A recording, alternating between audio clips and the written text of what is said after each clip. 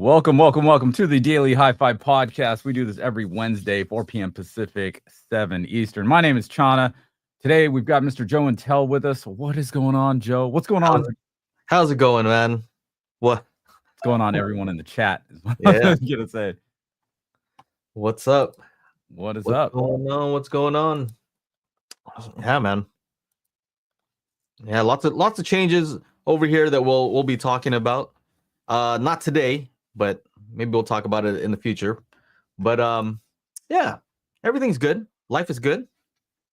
Life treating you good? Yeah. How about you guys out there? Everybody good over there? What are you up to, Jana? I'm trying to get the chat box out, like popped out. Okay. Yeah, so what's up, Aaron? K-Man, how's it going? Aaron, how are you doing? How's life treating you? Oh, he's working on stuff. Oh, he's here. Yeah. He's gone catatonic. Yeah. It's all right. We'll let you know when we hear you. What's up, Eli? What's going on? Oh my goodness. Optimus Vader, where have you been? Yeah. Man. Optimus Vader. What's up?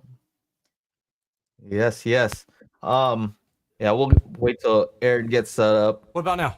Yeah, we hear you. All right. Yes. What's up, fellas? What's going on, man? I didn't know if we were doing this or not. Oh, I've been trying to get this camera stuff. You guys know I played around trying to get a teleprompter to work, but it didn't. But anyway, so I had to put everything back together. And I bought a couple. Well, so Betty gave me the 3 monitor thing, right? But I've only got 2 monitors. But what's cool about it is newer, I think. Hold on. Newer. Yeah. Oh no, I'm sorry. It's this brand. Okay, Vivo, yeah. Yeah, they make a kind of like an adapter plate that can go on a VESA mount and then hold your camera and lights and stuff like that on it. So I've got that right in the middle. So it's kind of cool. Like, I mean, it doesn't solve the issue that I was telling you guys I had, but it kind of organizes things, and I can put the monitors at eye level without having to like look over and see the camera. So anyway. Yeah. So yeah, I do have a teleprompter setup that I really don't use very often. Yeah. It's more for like Zoom calls where, instead of like looking like, I'm just talking one-on-one with a person. Right. I can look and I can see the person's face and then it looks normal, right? Yeah. But the first time I ever tried to use it was here on Daily HiFi. And like, I'd be looking at the camera like this because I'm looking at you guys, right? Yeah. But some people are like, "Hey, is everything okay? Are you okay? Are you all right? Because you look weird." Because I'm like, And I figured that it's actually looks more natural to be looking somewhere else. Oh, that's interesting. Unless I'm talking. So like, if I'm talking, then I can talk like this. Yeah. But if you're talking and I'm just like this, it looks weird. Well, then, and you can't even see like what they're doing while they're talking, right? So you got to kind of look away.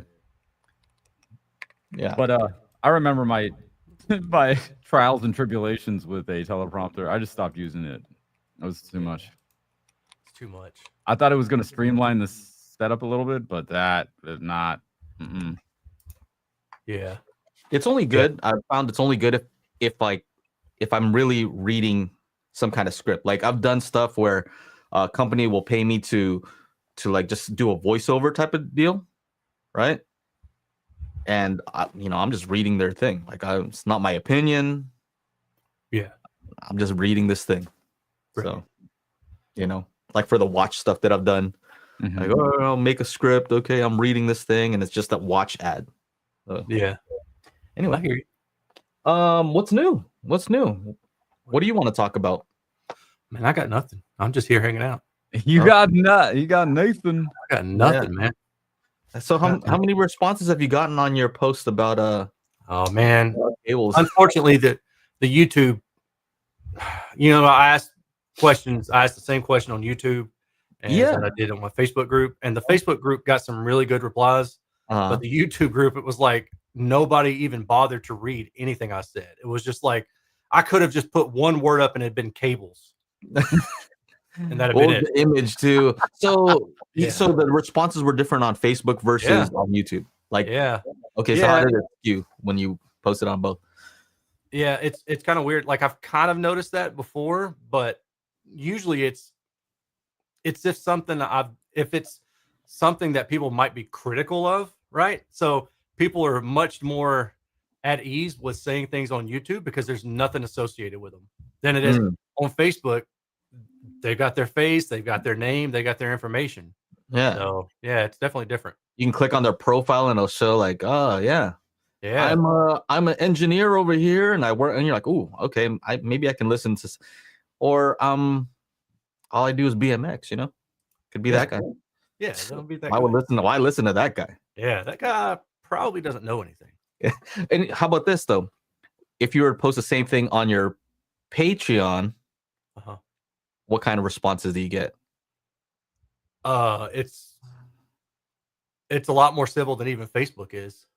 I find like more knowledgeable people. Yeah. Right? So it's like you're attracting more people who are kind of interested in data.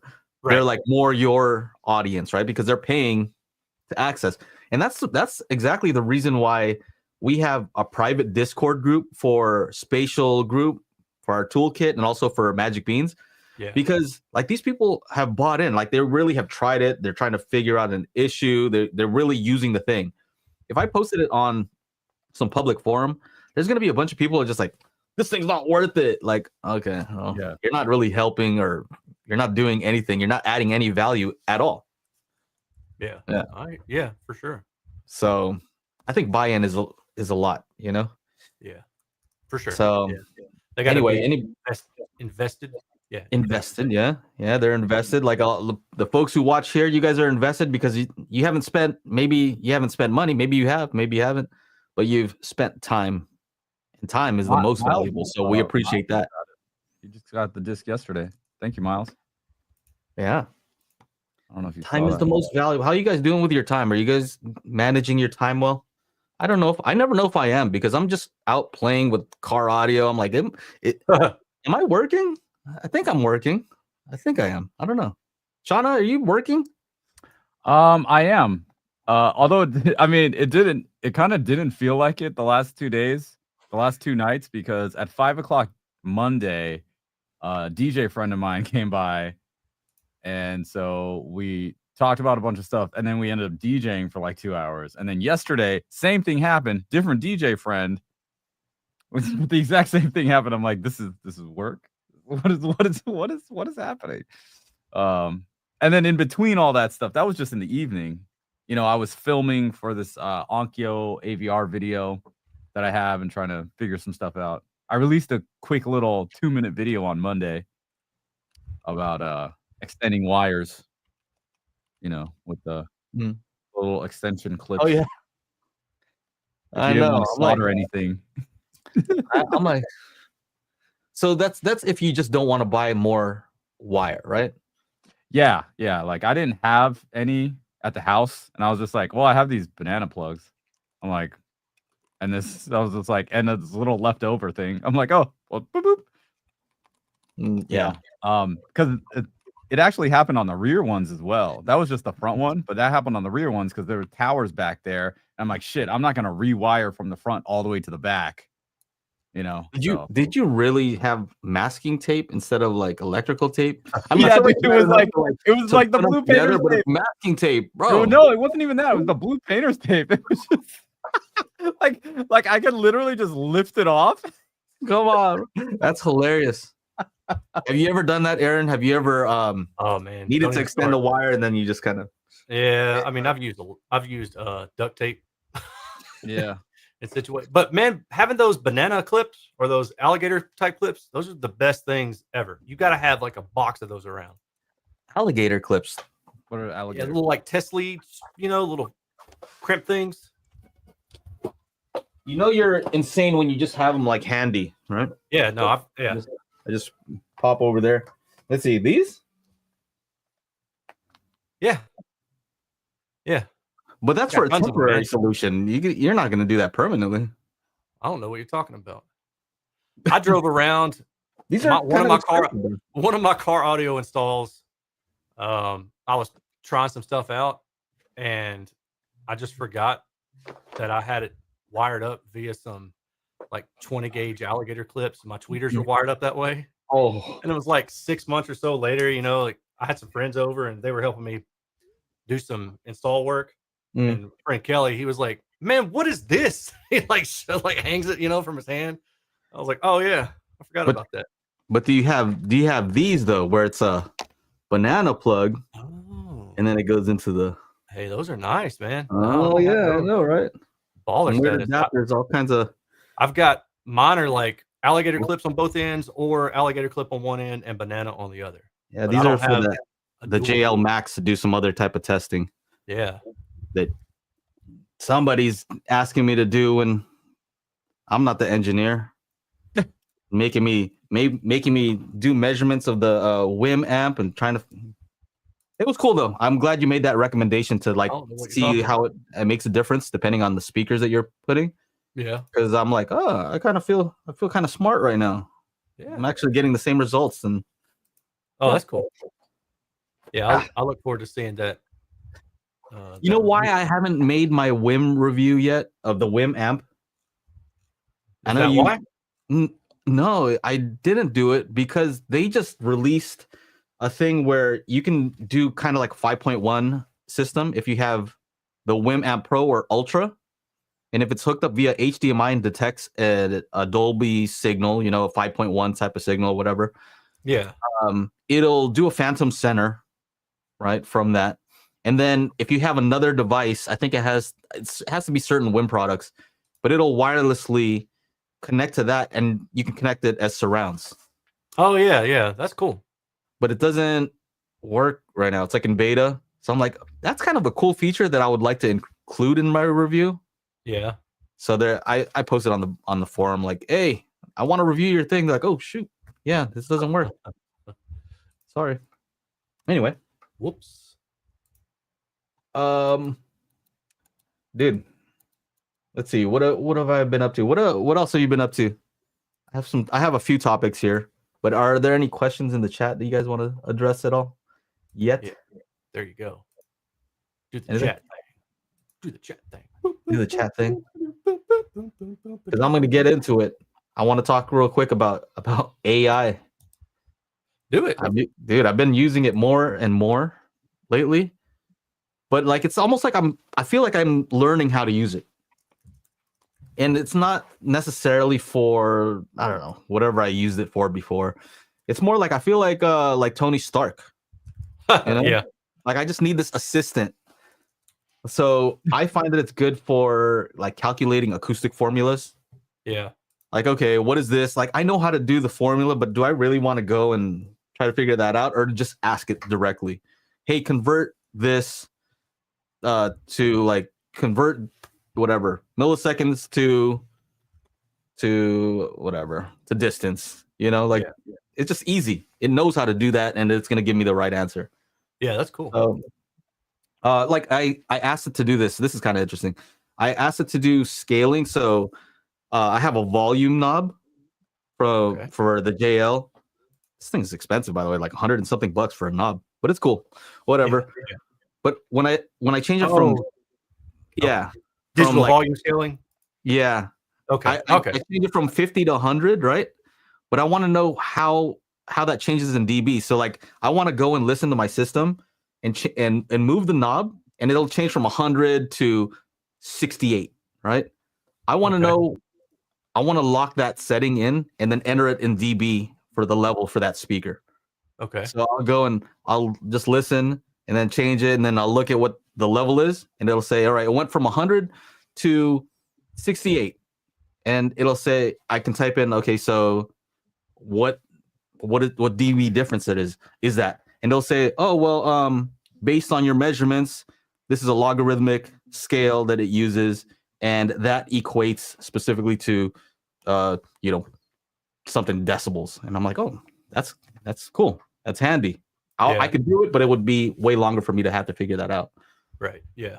I hear you. So that's it's kind of there's a lot of stuff you can do with it, and you don't even I haven't gotten used to I guess be like to think, like we've trained ourselves essentially. Oh, if I don't know, I'm just going to Google it.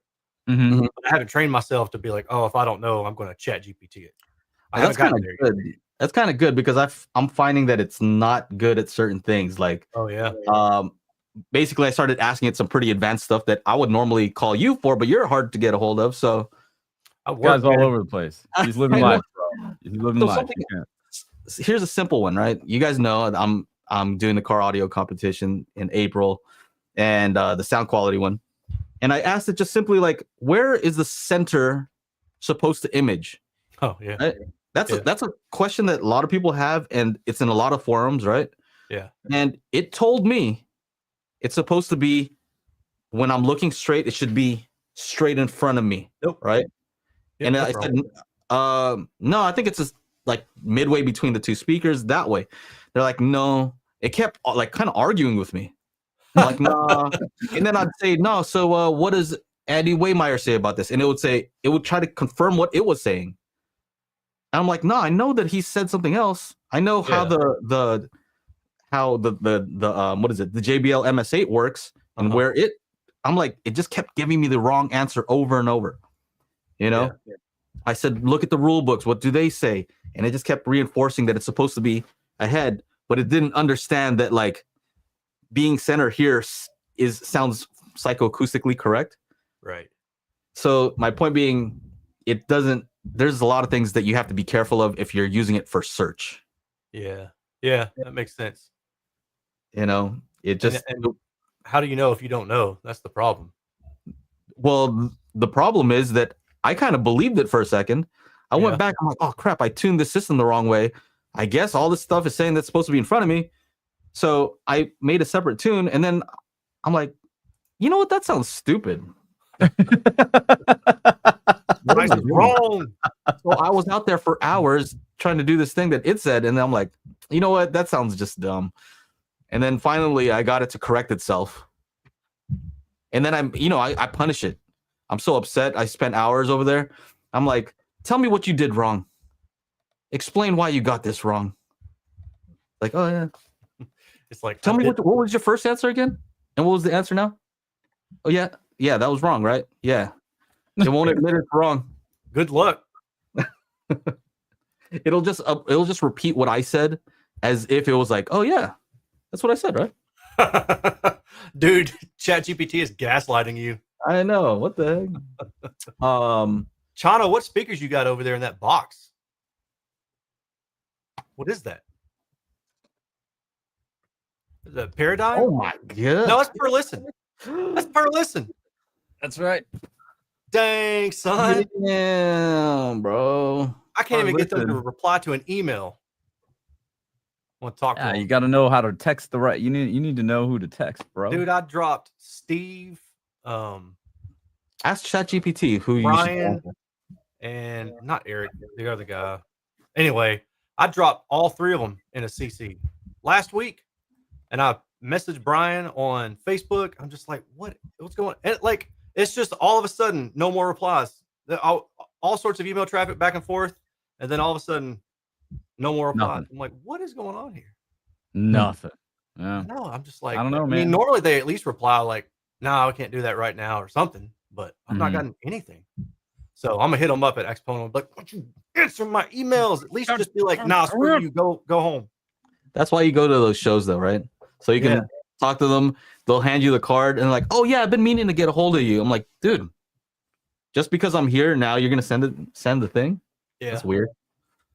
Yeah, you know, but sometimes it just solidifies. I'm a real person. Yeah, I need you to send this to me. Yeah, there's a lot of truth to that. I'm a real person. I'm not trying to screw you over. Yeah. Is that an R5T? These are the yes. Man, R5T. that's the same one. It's the same ones I've been asking about. I've been asking about the R5 and the R7T. They sent it to me. Dude, I'm not bitter at all. I'm not bitter at all. Mother. No, I'm good. It's all good. There's also 2 subs here. Oh, okay. That's cool. R10S. Yeah, that's cool. Yeah. I'm happy for you, man. I'm really happy for you. They're taking up a lot of space, though. Yeah, no, that's cool. I get it. It's just taking up a lot of space. Your life really sucks right now. I get it. I can't.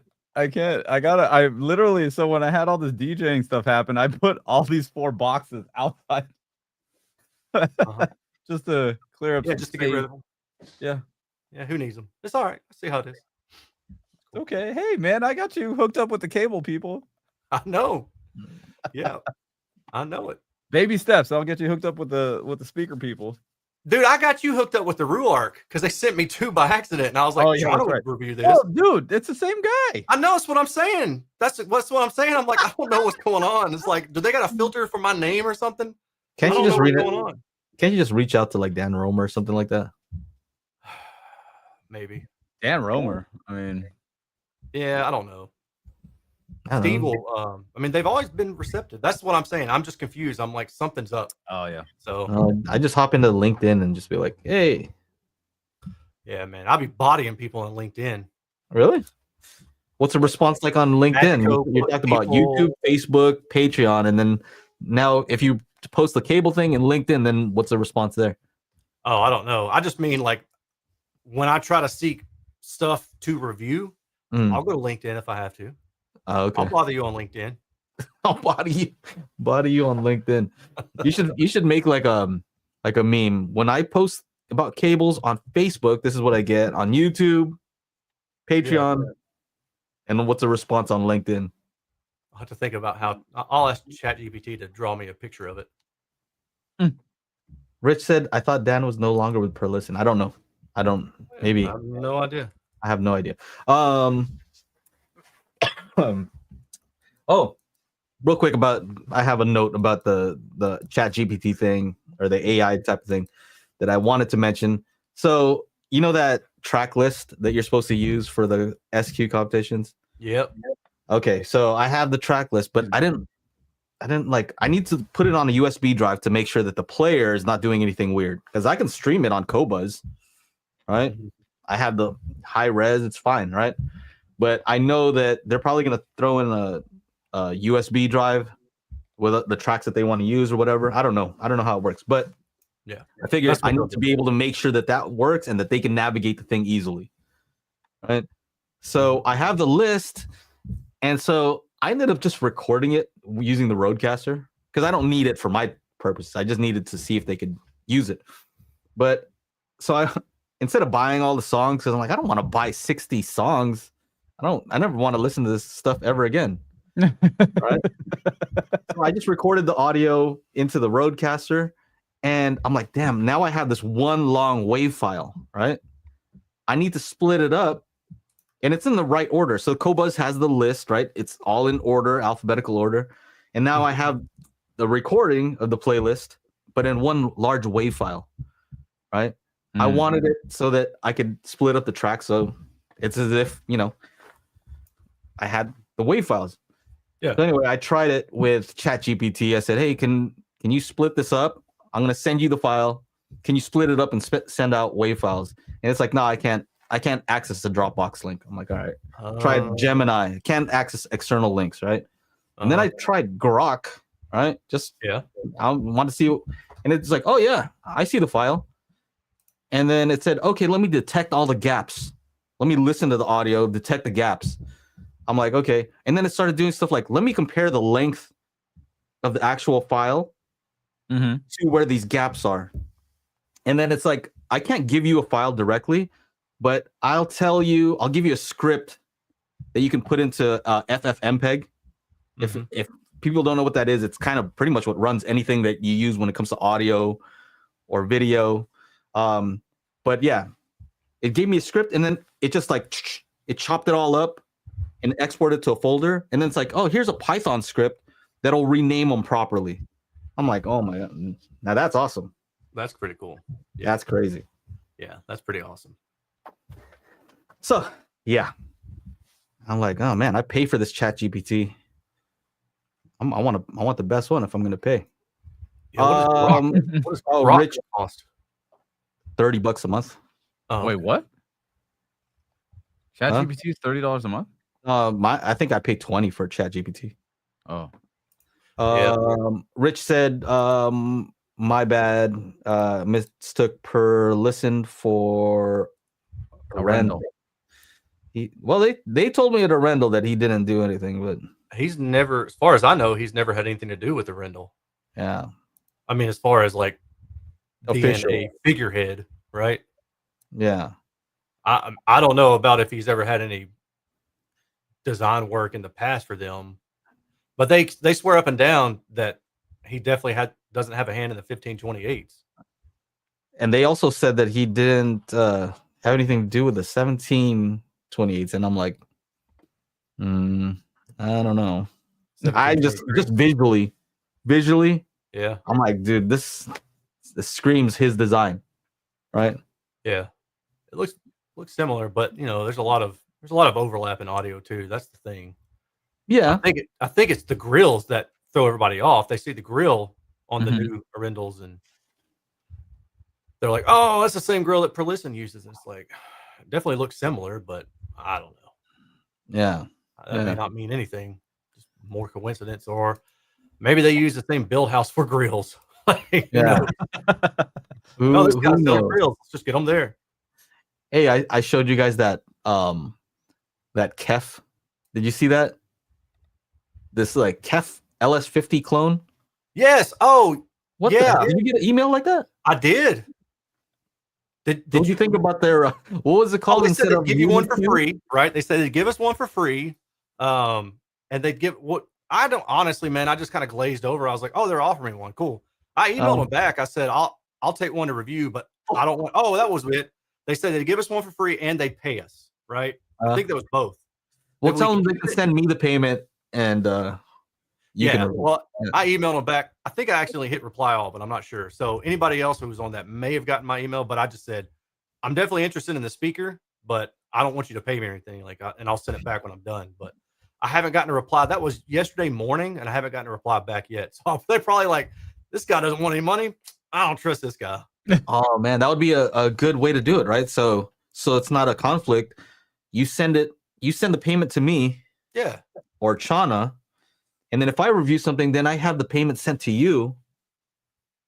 You see, dude, this is money laundering.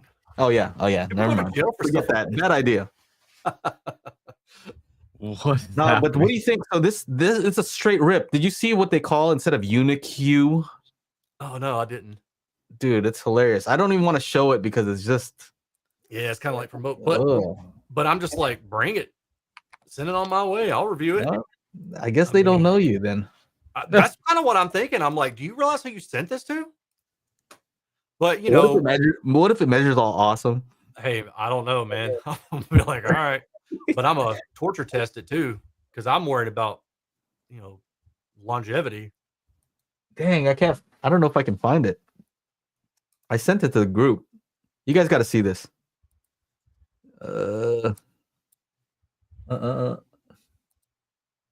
Chana, they didn't send you one or an offer? No, I don't know. I don't think so. I haven't gotten anything. All right. Although I haven't actually looked. Oh, I don't think so. Yeah, I don't see it in my email anymore. Did they somehow retract it? Nah. Somebody's going to send me a 3D printable speaker, like another one, but this one actually looks pretty good that they're sending me. But I'm not seeing this other thing. Okay, open with preview. See if I can get this. Okay. I hate to promote it even like this, but it's just too funny. Yeah. Okay, so I haven't heard it. So I'm not judging whether it's good or bad. It's just my initial reaction is pretty like straight up knockoff though. All right, there it is, right? Look at it's the UniZ technology. Have you ever heard of that? Zoom in on it. That's UniZ. Oh my God. UniZ technology. Oh my God. Whoa, I've never seen anything like this. I mean, it's and look at the technology. Look at that. Man. I mean, look, concentric coaxial is not anything that's exclusive to F, right? Tannoy, ELAC, MoFi now with Andrew Jones, who used to be at KEF, right? There are other people who use this, Genelec, but the fact they call it UniZ, instead of UniQ, kind of like they're trying to do what? It's like in between a they're like, you know what, that bronze cone, that copper cone seems to be popular for clips. And the KEF LS, what would you say this is, like LS50? Yeah, it looks like the LS50. LS50, yeah, those are popular. Let's just mash them together. Yeah. Anyway, you know, though, the surround on that, there's no surround on that driver. Like it's a very thin surround. There's no like, so just looking at that, my gut's like, oh man, they copied the design, but they still messed it up. That's not gonna. That doesn't look like it's gonna have much excursion. That's for IMD. IMD? Yeah, you are. You're a DB. IMD. That's my last name, De Silva. IMD. Hey, all right. Yeah. I don't know. I don't know, man. I don't know. Part of me is hoping that it's really bad. I know I should hope that it's good, but it's kind of like when you're ripping off a design like that. Right. Whatever. Yeah, we'll see, man. There are definitely other. So I had somebody. Well, they sent me an email. That's what it was. And they said, hey, I'm not in the US, but I would be happy to use affiliate links. I go through AliExpress all the time and buy stuff. So if you can get an affiliate link for them, I was like, well, I'll look into it. So I got one. But when I started to see what all they sell, they have so many knockoff speakers. I need to pull this up actually, just to show you. Have you seen the knockoff Bowers and Wilkins 802? Yes. I was going to show those, but like right now I'm looking at KEF because I just Googled KEF. But so I know someone who actually bought those. Really? Yeah, Okay. just for like screwing around purposes. I know exactly what I'm buying. Like I'm just, even if it's just for the cabinet, I'm cool with it, right? Even I'm interested, Let's so there's this KEF bookshelf speakers, wooden blah blah blah. Speaker support. All right, hold on. You said it's B&W, right? Actually, do I need to spell it out for this site? Yeah. Oh, they got a Nautilus? No way. It's kind of like, I might even do something like that. Get the enclosure and then just change out the drivers. Yeah, like a part of me was thinking, man, that'd be cool if they weren't, but they're not cheap. Like even though they're cheap, they're still not cheap. It's not cheap enough where I can just throw away that kind of money on them. Oh, good Lord. I'm looking. How about if Bowers HiFi speaker. Ooh, and audio file. All right. I don't know. Maybe it wasn't this site. Maybe it was something else. Try Alibaba. Maybe that's what it was. All right. Yeah. Alibaba. Bowers Wilkins. Yeah. Wilkins. Oh, look at that. Oh man. Look at that. Hey. That's hard. That's still hard to make that type of enclosure. Dude. All right, you can get them for $2,000 each or pair? High-end Bauer 4-unit audio MT. What the heck? I don't know if that's per pair. Looks like it's just one. Cobra fiber basin. Look, that's still kind of for 2 Gs, right? But is that a pair? Or is that just one? That's what I asked. We don't know. I don't know. But hold on, it says a pair. Wow. So like 2 Gs, right? That's if you're doing let's say if you had a show or a movie and just need someone in the background. Yeah. Dude, that's if I had throwaway money, I would seriously order a pair of those and just try them out just to see. I'm super curious. I wish that guy were here because he actually bought them and he was kind of giving us updates. I think he was saying like the bass is kind of garbage, like didn't have much excursion or something like that. But why couldn't you throw some better drivers into that thing? It's an enclosure. It's a pretty big enclosure. Like, the physical characteristics are okay. What else? What other kind of big name speakers are there? How about some blades? Okay. KEF blade. Dude, this is hilarious. Let's get some KEF blades on. Oh, look at all this. It has no idea. Blades. No, it has no idea. Kef speaker. Oh, okay, there it is. Oh, hold on. Oh, yeah, so there it they were on AliExpress. I don't know, man. Alibaba, AliExpress. I don't know what's what anymore. So Alibaba is more like if I wanted to buy a bunch of stuff, I can buy it in bulk from Alibaba, right? I think that's related. AliExpress is more like a consumer focused one. Like I want a one-off of this thing. Yeah, my mom buys from AliExpress, not Alibaba. Dude, look at all these speaker cables. Yeah. Oh my gosh. Like Alibaba is the one where a lot of times they have a MOQ, minimum order quantity. Oh yeah. And you want to buy this thing, you have to buy, $5,000 worth or something like that. I hear you. All right. Oh shoot! Look at MW is saying, one of the most prolific copies was the L-Acoustics in China, where L-Acoustics managed to confiscate them and publicly broke them. There's a YouTube video. Yeah. So I talked to them about that. What? And then so when we saw them at what is that? NAM. I'm like, so these are real, right? And then one of the guys kind of laughed. One of the ladies actually laughed, like, "Oh yeah." So I'm like, so I don't have to smash these with a sledgehammer, right? He's like, no, these are real. And then another guy's like, "What are you talking about?" I'm like, "Oh, you're new, huh?" Okay. Oh yeah, I do remember hearing about this. Matter of fact, you might have told me about this, but I found a video for it. Yeah, I'll have to watch this later. That's awesome. Yeah, they just found a bunch of them with the logo and everything. That's wild, man. Yeah, that is wild. That's how you know you've made it. What else? Oh, so I told you guys I'm making. I made those subs.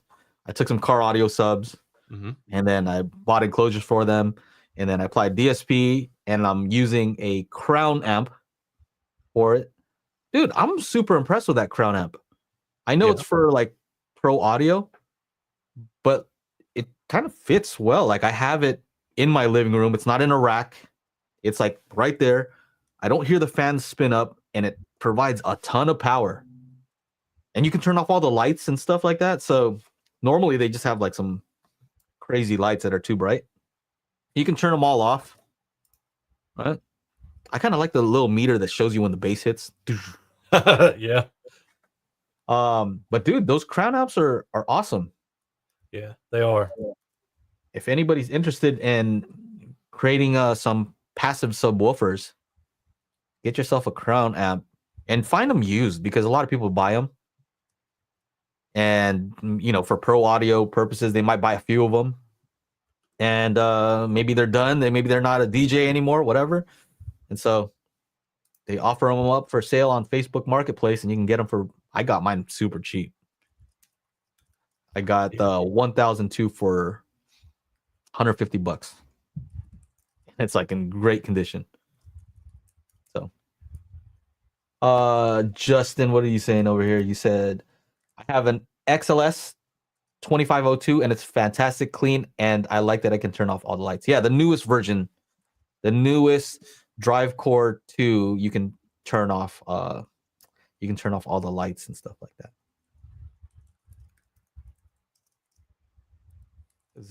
I bought a copy of the Dart Zeal. Is that how you say it? Dart Zeal amp on AliExpress, and it is very good. The Dart Zeal. Yeah. Don't know. Subhuman says I use 3 Crown XLI 3500s for 3218, 320, maybe 320, 321s. 187. I don't know what that. I'm guessing it means 321-inch woofers. 3218s. And then now it's a 6218. What do you? Is this a code? 369. Crown amp with no fan. Get low. From the window. So yeah, these new Crown amps, the latest model, they're all Class D, and they do have a fan, but I have never heard that fan even turn on. And I'm I'm testing the crap out of these things. I'm like playing, let's play 10 hertz tones, see what it does and see how it shakes the house. And maybe I can't hear the fan because it's shaking the house. Probably. I don't know. That makes sense. Yeah. Let's see. What else we got in the chat? You ain't got nothing. Nobody, baby. Hey, you mentioned earlier about 3D printing. Do you have that? Do I have a 3D printer? No, the speaker. You have it? No. The I can't remember what it was now. It's just somebody emailed me and said they were thinking about getting it, and they were wondering if I would be willing to test it if they bought it. And I said, yeah, it looks pretty interesting. So, Bodie said I had a crown, too much hiss. Yeah, I wouldn't use it for speakers, like, main speakers, but get a nice refined amp for like your main speakers. That's fine. But for subs, you're not going to hear any hiss, Oh yeah. So 3D printing. Okay. So you mic ones, I've been through about 3 of these. The main issue is the cable, like all the weight from the wire is on this USB connector. So look, I have Sugru on this one. You guys mess with Sugru? What's Sugru? It's the stuff that's kind of like blue tack, but it turns into like hard rubber. Oh no, I've never heard of that. It's like partially adhesive, but like it turns into rubber. So it's like good for like fixing cables that are messed up. So this is one of them, so that the tension is not on the port. But look at that thing. Looks hilarious. Anyway. Yeah. I saw you posting pictures of that this morning on the group. So that's pretty cool. Over here, he's been doing a lot of stuff with 3D printing, and he 3D printed this thing. Oh yeah. Look at that. Yeah. So none of the tension or it's not on the actual port itself, because this part here holds the microphone. Yeah. Right? Holds the mic in place. And then this one holds the cable in place. So like Oh, that's cool. Yeah. Really, really cool. He 3D printed this, and I didn't know that you could 3D print stuff that's like so smooth now. Normally it's kind of like, like this feels smooth and almost looking like the same kind of like metal. Like that ostrich leather. This dude, like the screws, even like the knob feel. Oh, knob feel. He got the knob feel. Like when I screwed it down, I'm like, dude, this feels all about knob feel. The tolerance on this. Dude, Paul, you're crazy. This is pretty tight, and it still fits onto this thing. Oh, perfect. So I told him, hey man, you should start selling these, because how many times I've done a calibration where I'm like 95% done with it, and then the mic disconnects. I'm like, oh crap. Oh, yep. Oh yeah, that sucks. Pain in the ass. Dude, what the heck? So if that's cool. he's willing to do that, I really would encourage him to do so, because this thing is pretty cool. Yep. Shout out. Let me put this away. Oh. What are we saying? Do we have some starred stuff? I thought you got those, but maybe not. Love potion number 9.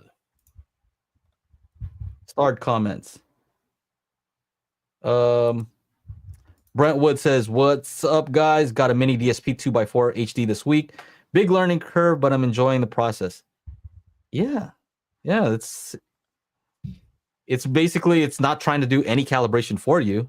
You have to do the calibration, and then it's just a place like, hey, put filters here. Right? So you have to think about it just like that. A place to put your filters. But it's great at doing that one thing. And they actually added a new feature to the software that I'd never seen before. I know that you could use all pass filters. Did you know this, Aaron? I know you mess around with MiniDSP a lot. It's capable of using all pass filters because they're just basic like biquad. So if it can do PFP, then you can use that. Yeah, you can go online and generate them or whatever, or an Excel sheet. Yeah, you'd always have to kind of convert it. Like you'd have to use REW to create the all pass that you'd want. Yeah. But the problem is sometimes you don't know where you want that. Like it's better like to be able to move it and see how it affects things, if it aligns the phase.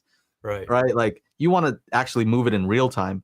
And their new app MiniDSP recently, well, not recently, they updated their app so that it works with the Flex and all these other products. But it has all pass filters built into it where you can actually just start changing it and it moves it in real time. Oh, that's cool. So you can have 10 bands of all pass if you wanted to. Yeah. It just takes up a slot. So you have 10 slots for filters. You could use, 8 for PEQ and 2 for all pass if you needed something like that. That's cool. Yeah.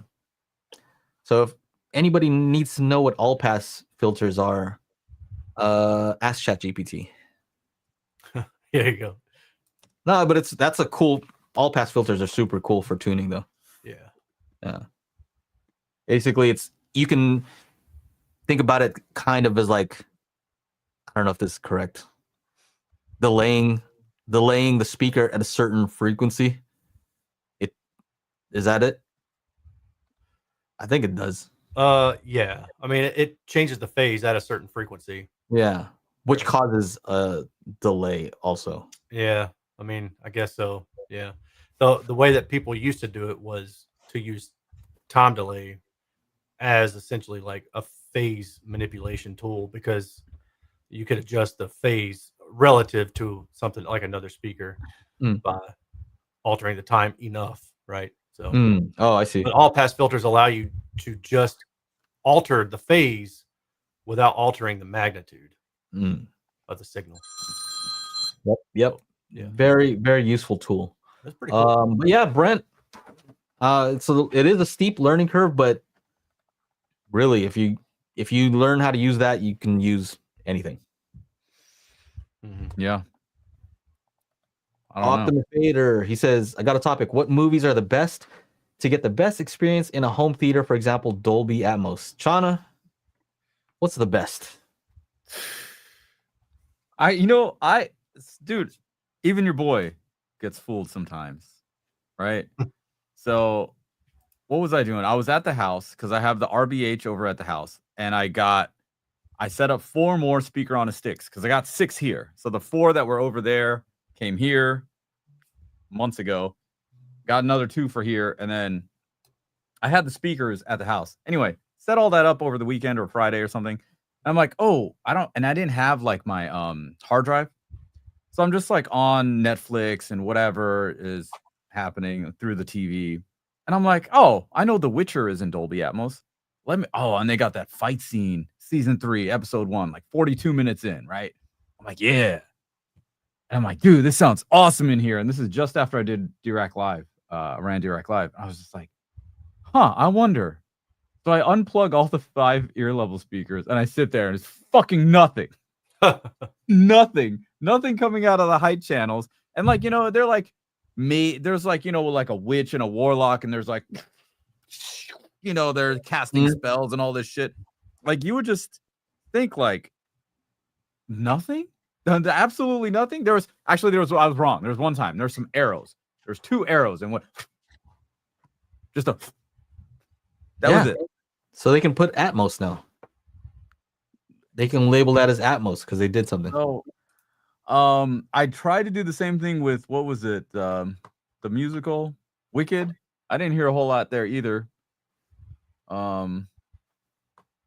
Especially when they have like the monkeys flying around and all that kind of stuff, you would think.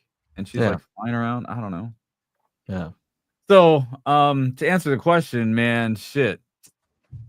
I do know Netflix TV show Fall of the House of Usher, awesome Atmos. The storm is a character in the movie, and that Atmos is crazy. You get the fucking all that's happening. So other than that, I actually haven't watched anything new. I like Dune. I like Dune. I like Dune's the way that they use the Atmos. It's not like, oh, I can tell that something happened up here, but it's just very cohesive and you feel immersed. You know what I mean? You feel enveloped. Right. So yeah. I like the way that that was mixed. But who the best is probably Reverend Slim. Just watches movies all the time, and like he could tell you. I don't know if he's here right now. Yeah. If you don't have you should definitely have Midway on 4K disc, 300 on 4K disc. Those are really good. And there's an AVS thread where they take the movies, and I think it might be the same guys who do the BEQ stuff for bass EQ, but they take all the tracks and then they throw it into like Audacity, so you could see what is happening in them, and then you can see, okay, did they just replicate the ear level and just put it up there, or is there actual like objects you see a change between the left height and the right height? So it's pretty cool. There's Reverend Slim right here. This is your answer. Midway, Dread, Dr. Sleep. So Dread, oh yeah, I watched that one. Judge Dredd. Hey, that was a good one. Which one are you talking about? I'm assuming he's talking about the newer one. Yeah, okay. But I like that Robo stuff. Yeah, it's like they're on LSD, but it's something else. Yeah. I can't remember what it is now. I kind of like that movie. It's kind of enjoyable. The bad character was Ma, I think. Was her name? Who? What's her name? Why do you remember the character? Everybody just called her Ma, or something. I think that's what it was. Sounds about right. I don't know, man. Maybe I'm just making it up because I'm on LSD. I have no idea. This guy. Mom. Does that have anything to do with the original, like Sylvester Stallone, Judge Dredd, or totally different? Oh, it's just a remake of it. If that's okay, it's not like a continuation of it. But is that the one where they? Is that the 3 seashells one? The original one? Yeah, yeah. This guy doesn't know about the 3 doesn't know how to use the 3 seashells. The funniest shit, dude. Yeah, that's what they're saying. Okay. Oh, that's right. No, that's right. It is Demolition Man. Demolition Man. Oh yeah. Wesley Snipes tells the guy, "How much do you weigh?" Hey, was Rob Schneider in Judge Dredd? No, he was in the Demolition. He's the one who Demolition Man. Okay. I don't know about the 3 seashells. Gosh, I'm gonna have to Google who the woman was. That's Sandra Bullock. Long version. Sandra Bullock. And the original. But that was Demolition Man. Oh, okay. Yeah. That's Demolition. That's what got me confused. Which one's Judge Dredd now? Judge Dredd is like, I mean, I feel like just saying Judge Dredd was Judge Dredd. What the heck was that one about? All right. Now I gotta go watch it again. I got you. No. Does this ring a bell at all? I know what he looked like. Look at that. Look at that pose. Oh wow. Judge Dredd. So it's pretty much the same movie. Yeah, I mean, Demolition Man was awesome. I like that. Demolition Man was pretty awesome. Well, because like Wesley Snipes, it was like a battle of good and evil and shit like that. Like Judge Dredd didn't seem to be that much fun. Yeah, they had some good lines too. What do you guys remember from Demolition Man? I remember the. Hold up. There he is. Rob Schneider was in Judge Dredd. Oh, he was? He was. What the heck? I don't remember that one. I don't. Let's do this. Stallone, 3C. Okay. Who was that though? It was what's your name, right? Oh, dude, he's in both. Yeah. That's a 3 seashells. See, it's a whole debate online. Like, how do you use the 3 seashells? Oh, that's easy. Yeah, you know how to use the 3 seashells? Yeah. Oh, okay. That one's easy. Go for it. Explain. It's like earmuffs, and then like the Garden of Eden thing. Like cover your junk up with the other one. Earmuffs, junk. What? It was the 3 seashells was how to clean your butt. Making this up. Oh, it's a bidet. It's a bidet, right? It's probably hot, cold, something like that. Hot, cold, and lukewarm. Mix. I remember this. Do you remember the line where he goes underground, and then like there's this like lady who looks like kind of like a street vendor. Okay. And then she's there we go. This is a rat burger. See, Justin knows this. She's like, hamburguesa carne este rata. Like it's rat burger. Rat burger. Years. Yeah, right. That was funny. Gross. Oh, dude. I gotta watch that. Putting on my list right now. Bodie McBoatface is over here losing it right now. He's screaming at the television. He's in both. He's in both, yeah. Dude, now that I have a legit home theater, I get to watch that movie. A legit home theater? Better, with a better experience than I had at the theater. How cool is that? Demolition Man. Demolition Man. Boom. It's in. Done. Okay. Red Liger 54 says, "Hey guys, been building a pretty cheap 5.1 Denon AVR S670H 5 XT20s. I think those are the Polks, and a RSL Speedwoofer 10E. Sounds like all like good choices. Since I plan to use a True Target, what would be a sensible upgrade from here? Another Speedwoofer 10E?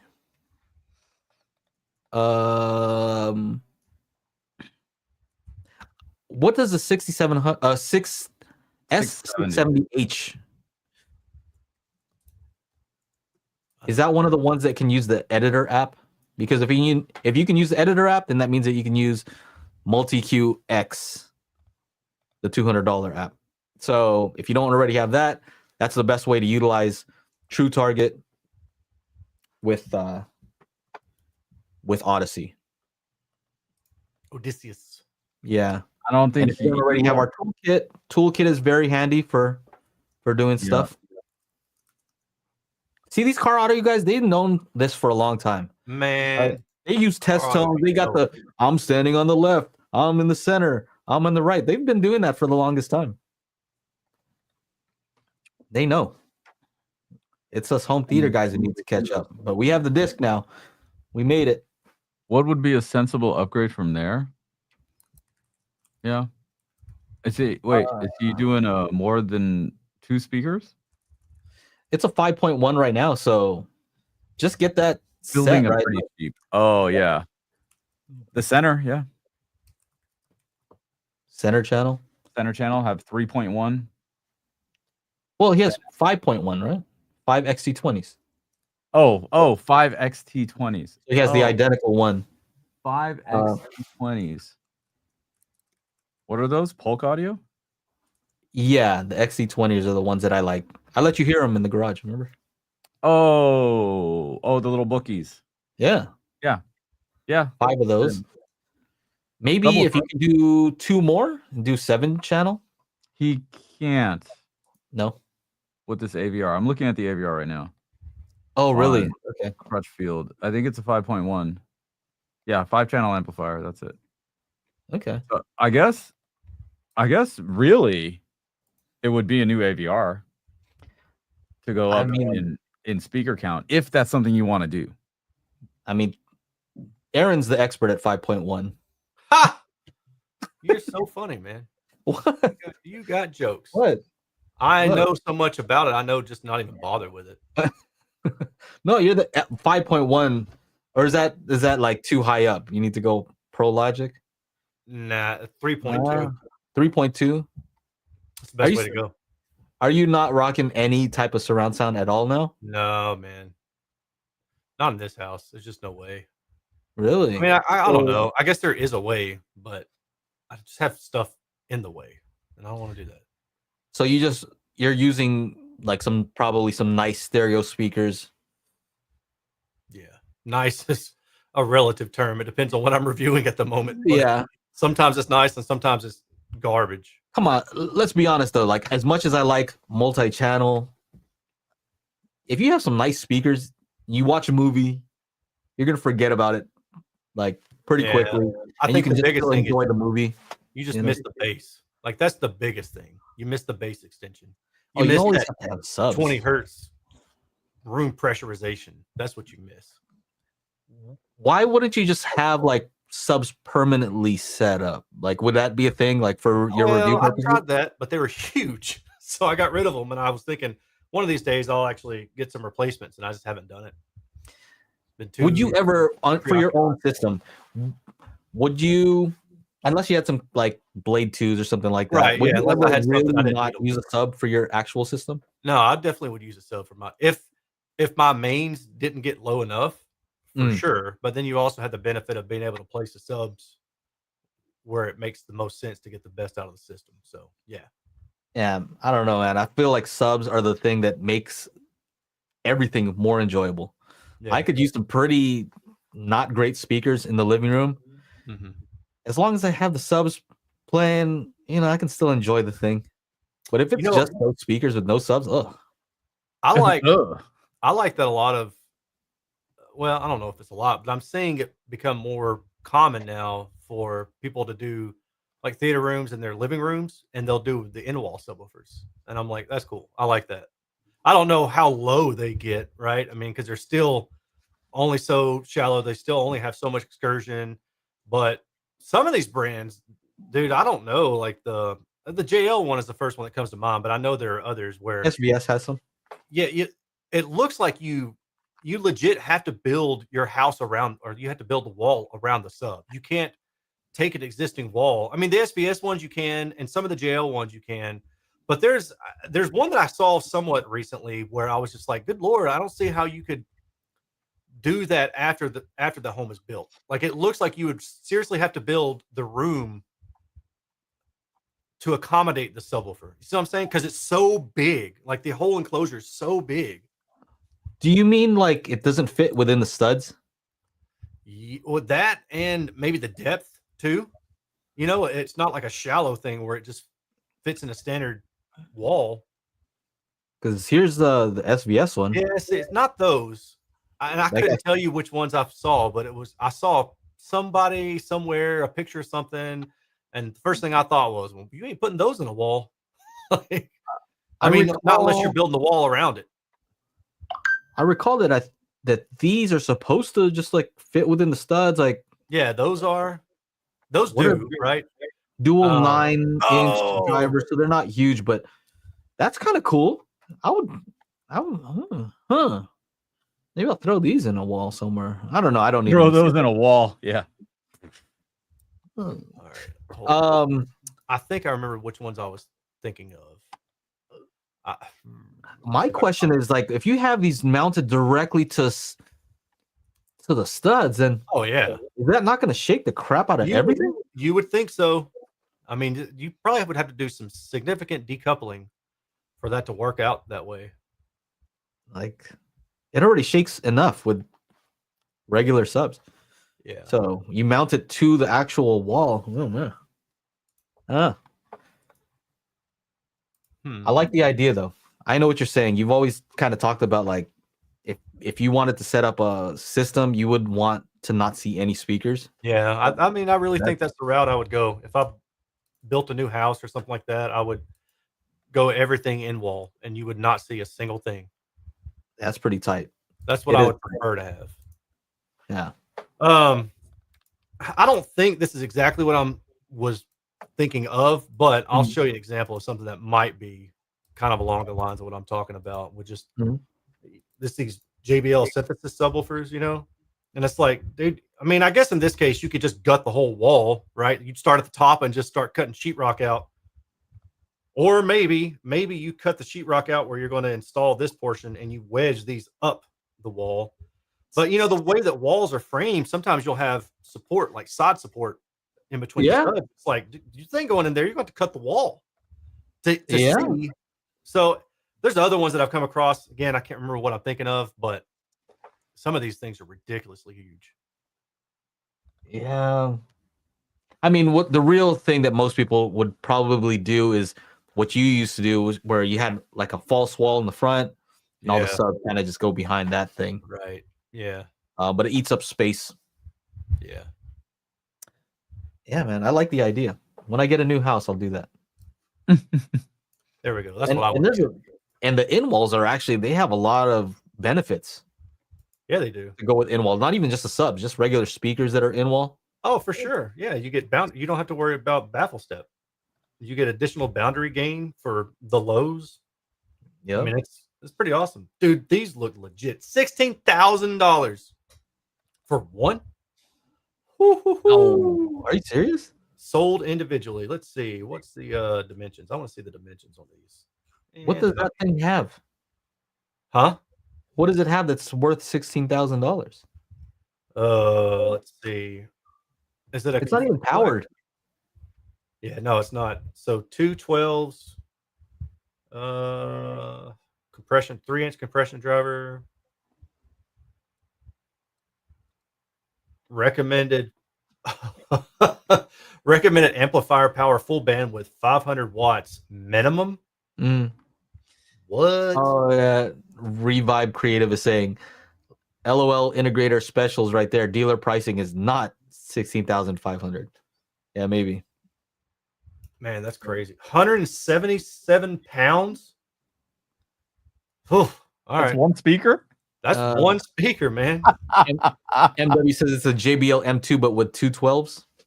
Oh my god, an M2 by 12. Dude, that thing is. I bet those sound awesome in a home theater. Speaking of which, here's the question: what are your view on horn speakers? Mine? Probably you. I think they're fun.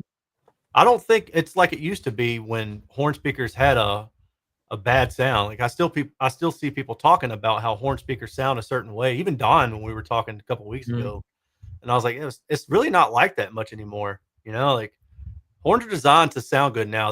They used to sound honky, is how people describe it, but it's because of that gain from them being horn loaded, right? So you get, it's kind of like corner loading a subwoofer. You get natural boundary reinforcement from that tweeter or the compression driver being stuck so far down inside that horn. And I think that they just didn't, not EQ them, but they just didn't treat the crossover properly to kind of bring down that hump, right? It's kind of like if you take a subwoofer with a high Q and stick it in a really small enclosure, now it's just going to have a huge resonant peak and then fall down steeply. But they don't do that with horns anymore. Not unless it's just a bad design. You're not going to talk about throats? No. Oh, okay. You have before. I'm not talking about that. How about this? I think it's important to note that every horn is a waveguide. Yeah. But not every waveguide is a horn. Right. Right. So there has to be that distinction. You might have that roundish looking waveguide that you see on a something like this. Oh. Get over here. This old thing. That is a waveguide. Yeah. But that's not a horn, right? I mean, you could call that a horn. It's like somebody might say, well, technically it's kind of because it horn loads the lower frequency, boosts the sensitivity naturally, right? Like, but yeah. I think the extreme example is just, a baffle, a flat baffle is a waveguide. Technically, it's a waveguide. So that's how you get around that. It's like, all right. I guess it can act as a waveguide, but it's not intentionally.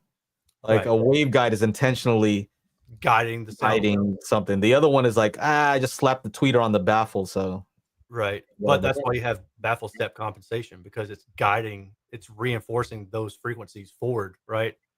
And so to work around that wave guiding, you've got to drop the sensitivity on the highs to match the mid.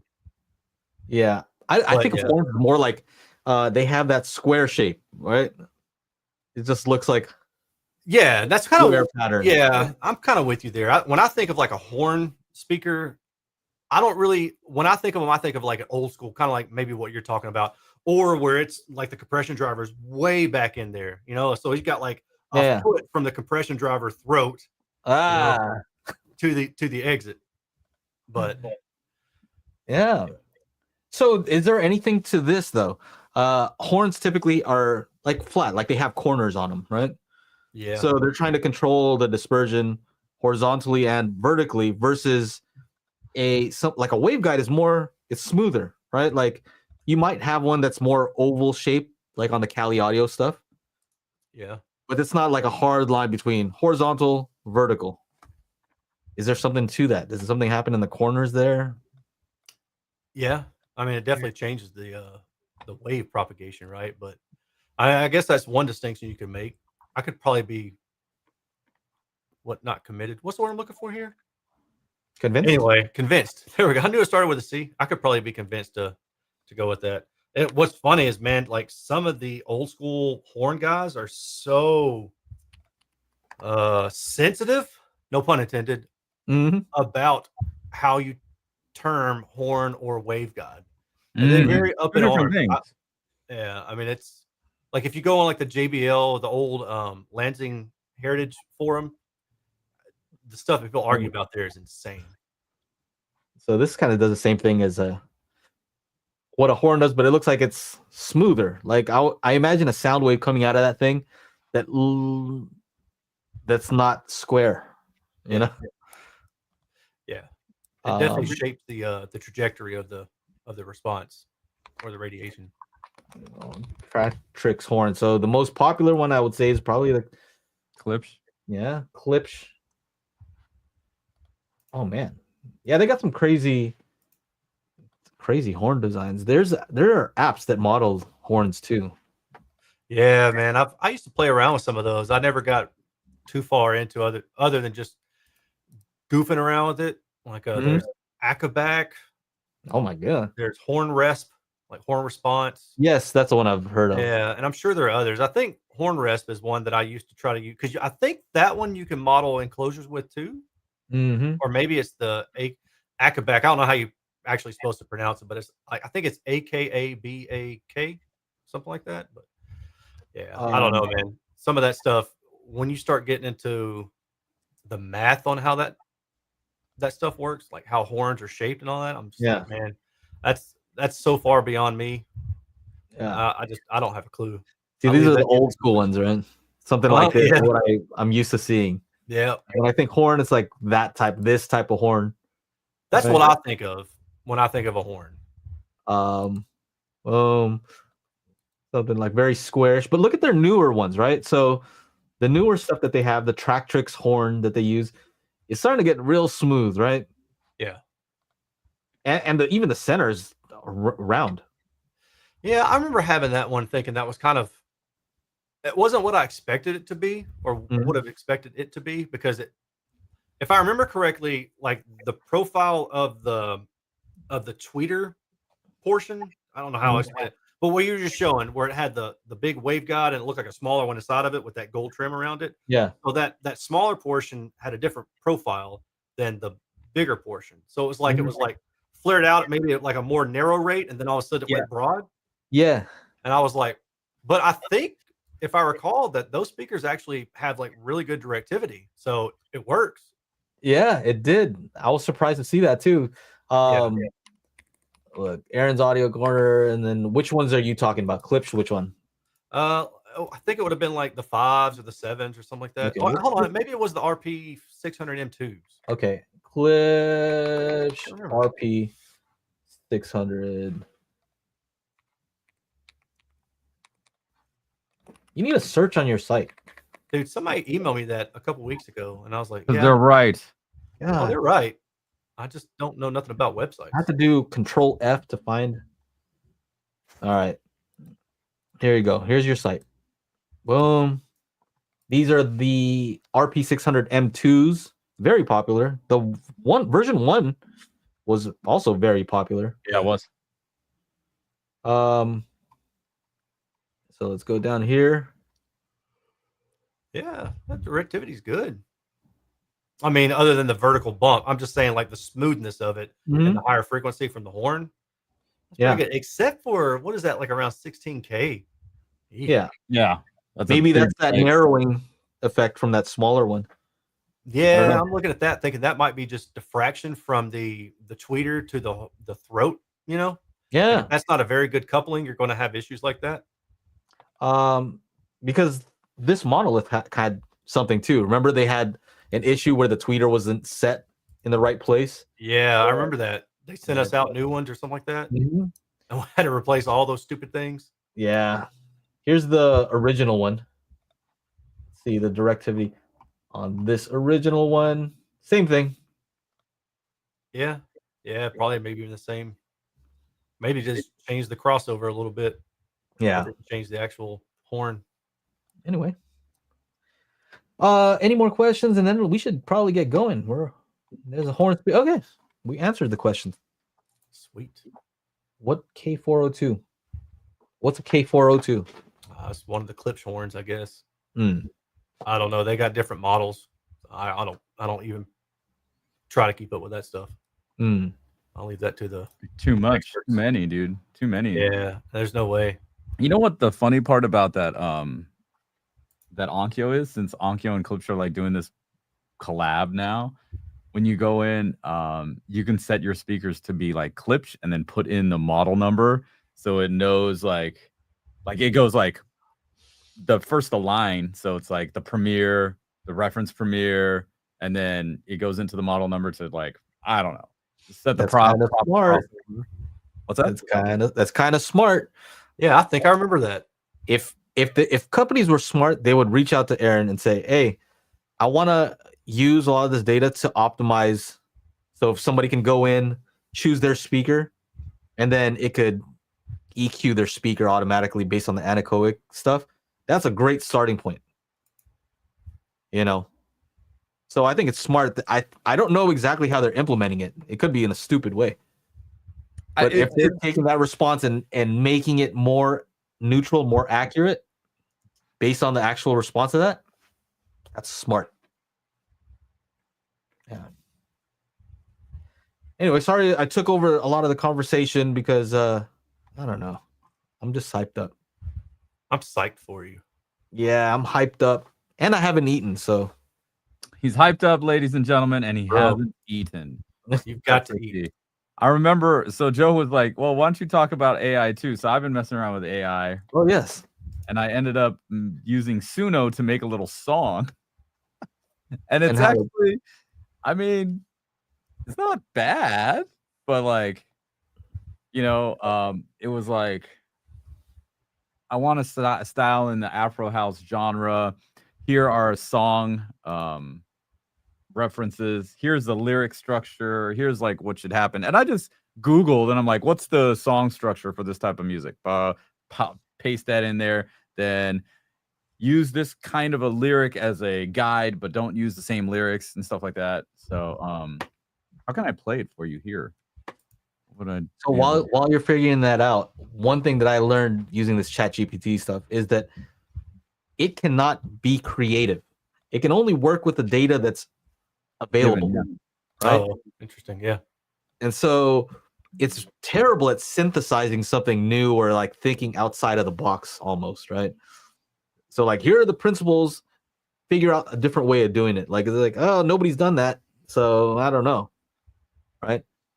So I think even if you're creating stuff with utilizing AI, think about the prompts that you have to say. Because you're experienced with music, you had to say, okay, well, use this song structure. What is this? You know what I mean? Like, you're guiding it to produce a result that you intend. Yeah. But if I just said, make me a song, it'd probably be straight garbage. Yeah, you can't do that. You can't do that. You gotta actually, let's see. All right, so I put it up in, where is it? Well, that's the Chrome tab. Window. Here. Can you guys hear this? I can see something. I can't hear it. Is that what you're saying? No, it's probably just coming to the mic. I can hear it like a thing. I don't know how to share. Can't you just play it super loud?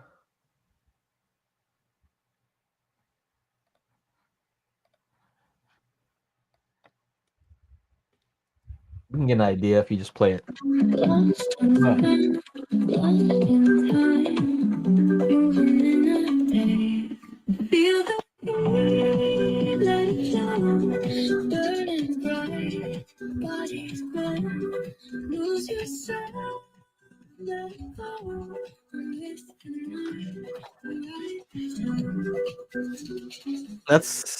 That is not bad at all. I'm saying I was just like, I was not bad at all. I was pretty surprised. It made a 3-minute song and like Big Jack says boo.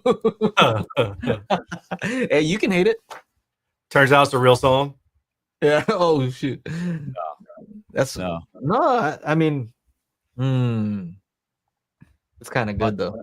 If I wanted some background music, I mean, I don't even have to like go to go to Epidemic Sound and type in the mood. I just be like, you just go over to Suno. I need a song.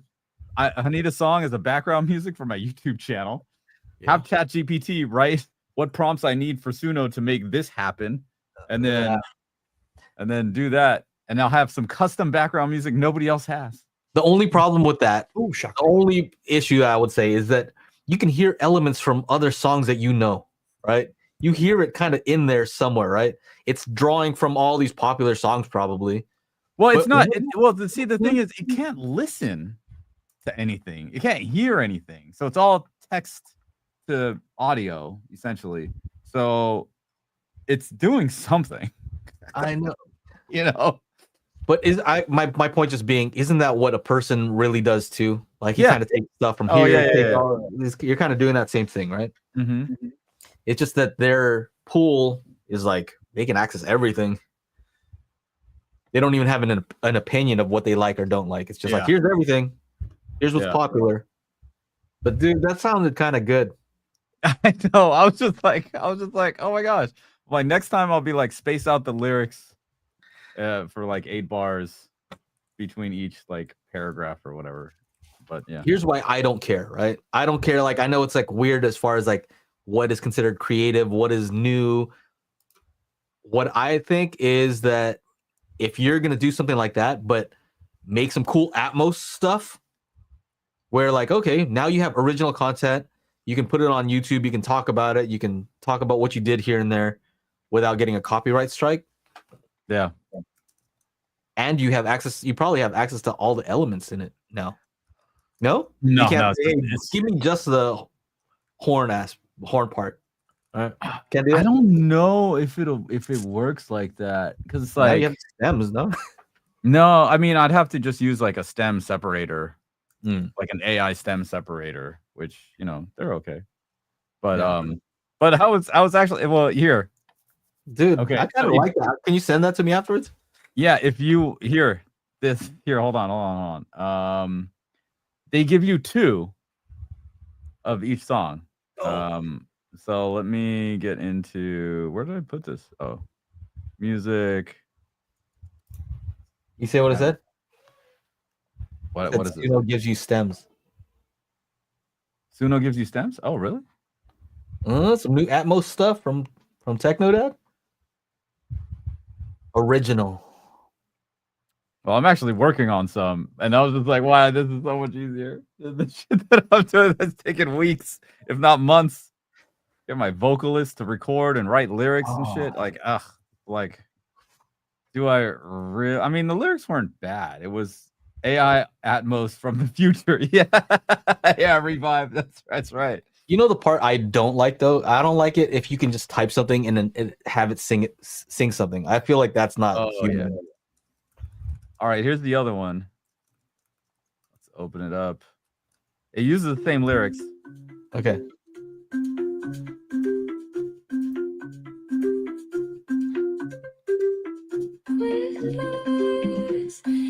I'm gonna fast forward it. Okay. It's okay. This version better. That one that you just played sounds a little bit like something that I could play on one of those keyboards, like the automatic, like. Oh yeah. The little the little stock song in there. Yeah, but the first one though. The first one was good. Yeah. So it gives you a couple of options. It's very interesting. There's a dope plugin where you can sing the melody and the lyrics you want, and it turns into a male or female vocal. Okay, so that is actually my friend's app, Voice VOIS app. I tried that. I couldn't. So I had to do this thing for a client for this jingle, and they wanted the lyrics to say spark wave instead of whatever. So I downloaded, actually I had to buy it. It's an AI app where I put in the MIDI notes of the singer and then type in the lyrics and then choose a singer or choose multiple singers to make a custom singer or whatever. Or so it's definitely, and it worked out really well. So it's definitely an interesting way to make stuff these days with AI. So have you ever tried that, Aaron, at all? Like where you can sing into this thing and then have it output in a different voice, but it'll use your audio? I don't think so. I've done like SoundHound where you hum something into it and it tells you what song you're trying to find, but that's it. Yeah, but that's crazy. Like you could actually just sing an entire song in your style, your phrasing, you know, your tempo, and just have it output in a different voice. That's wild. yeah. That's scary. It just seems like it'd make it easier to make music now, right? Because I'm not a great singer. So if I wanted to make something, I'm like, yeah, it's kind of. Well, see that's ways, dude. That Suno, I didn't make the voice. They just did it. It just you can put in maybe. What if you like to write poems and you're like, okay, I'm a shitty singer. Now you can go into Suno and just pop in the fucking style that you want, the lyrics, and then boom. Yeah. I mean, I find this whole thing very interesting. It's moving so quickly right now that it's hard not to talk about it, right? Yeah. It's kind of like if the internet just happened right now and we're not going to talk about it, like it's a big deal, you know? Internet is a big deal. AI it's a huge step, like a huge leap forward. I'm not currently afraid of it.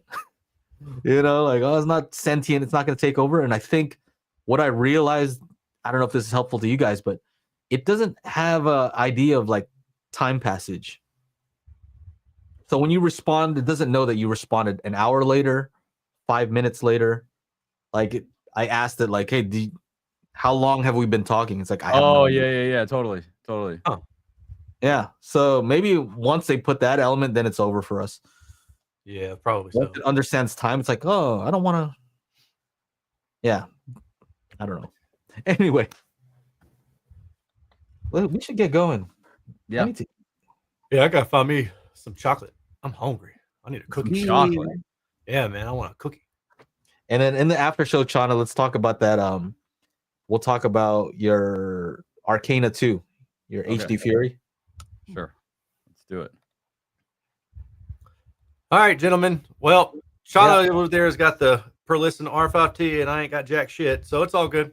Don't you have Macintosh? That is hardly jack shit, my man. But I'm saying to review. I'm gonna raise you the Macintosh from the per listen. I've got Hi-Fi Rose.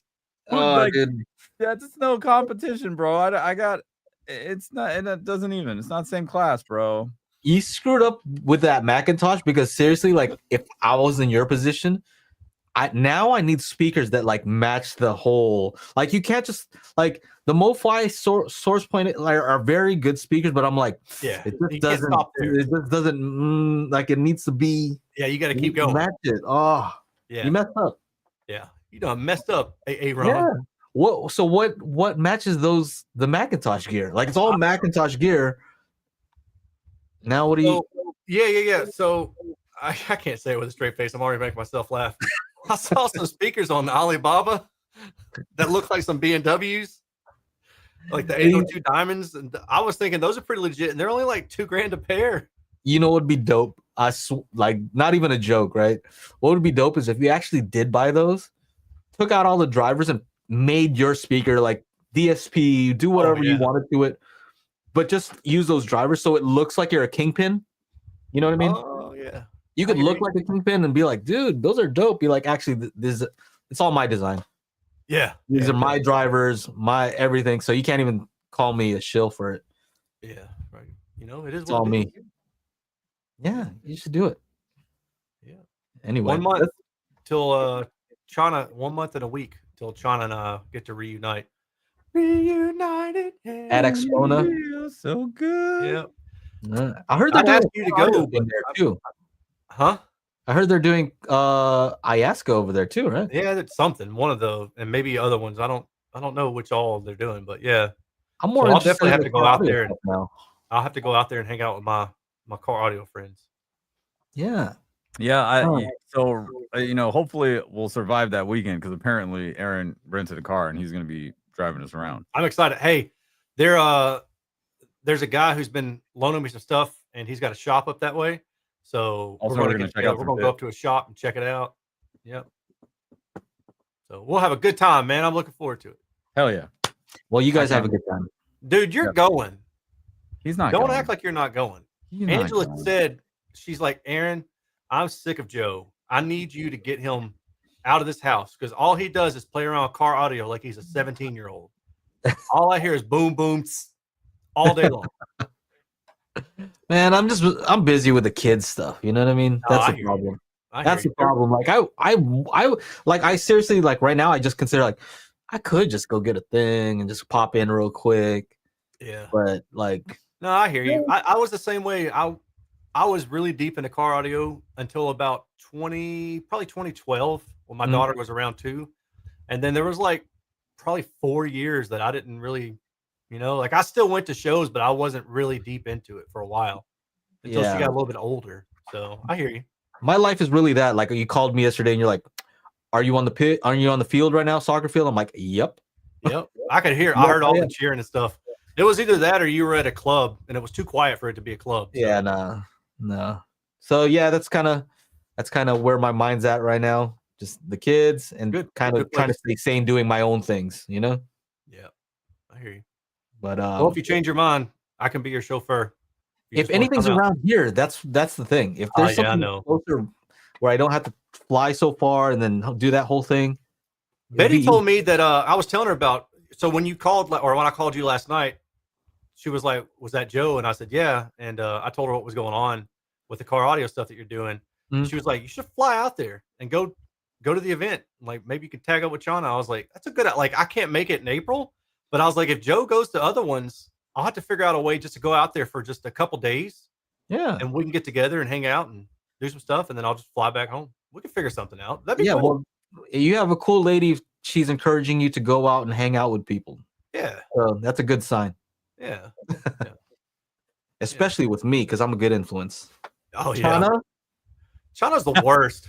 Not a good influence. What are you talking about? You guys are giving me a bad rap. You're the best, bro. Chana's a good influence. I would destroy you at bowling, though. I've been practicing. Oh, my gosh. No, I really haven't. My shoulders are going to blow out if I try to bowl ever again. I don't bowl, dude. I don't bowl and I don't play pool on a regular. Yeah. But when I just randomly do it, I'm good at those things. Yeah. If I continually play, I suck. Well, yeah, dude. The more I play, the worse I get. I can start off with 3 strikes and just go in the gutter from then on. Yep. I will kill you guys in pool. I'm just telling you right now. No, just a warning. No, you won't. I will kill you. No, you won't. In billiards. No, wait. What are the I call it billiards? Even like the fact that you call it billiards, yeah. You'll go Steve Urkel on us. I'll kick your ass in snooker. Oh. I know Pythagorean's theorem, and I will kill you guys in pool. Break it out. Like, I'm so obtuse over there. I don't even play, but just the fact I'm Filipino and like the best player was for a long time was this Filipino dude. I feel like it's like something about the angles that I'm just in my blood. All right, so I don't need to know anymore about your angles, but so you're saying just because you're Filipino and like one of the best, but Bruno Mars is Filipino, right? So does this mean that like you can sing and dance and all that stuff too? He's kind of a little bit. And Manny Pacquiao is Filipino, right? And so you can box, you can throw hands a little bit. Yes. All right, that's the extent of my cultural knowledge on the Filipino culture, right? So Mato Reyes is the guy, Joe's uncle. He looks like my uncle. You know what I mean? Yeah. Like I feel like I have to do it. Okay. I think it's our height. You know what I mean? Like that pool table's just the right. It's a good height. You know what I mean? It's not too high, not too low. If you're like too tall, I'm kind of. Yeah. You go in and you're like, this ain't a regulation table. How do you know? It's because it's not up to my waist, man. It's just a physical thing, Like I have like pretty big calves.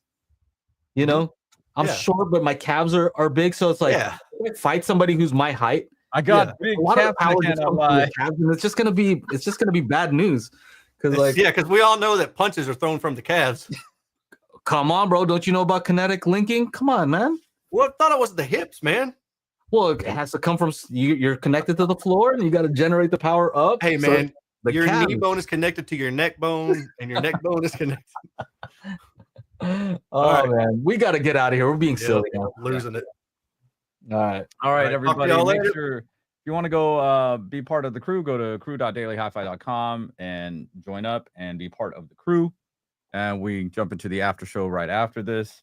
If you want to pick up some merch and support the channel, go to shop.dailyhifi.com and do that. And if you like to listen to the podcast instead of watch it, go to anchor.fm/dailyhifi. On behalf of myself, Mr. Aaron, Mr. Joe, we will see you guys in the next one.